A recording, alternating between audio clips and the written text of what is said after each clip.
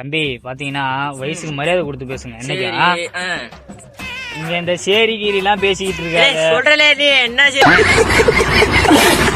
தம்பி யார வாட போறாங்க நீங்க பாரு. மேல கை வைக்காத தம்பி. பைட்டானா ஊ ஆ ஊ ஆன்றதுக்கு இங்க பாரு சும்மா இருக்க குஞ்சாட்டிட்டு இருந்த தெரியுமா? என்னடா என்னடா கொண்ட யானை இருக்கு. மதங்கொண்ட யானை இருக்குடா.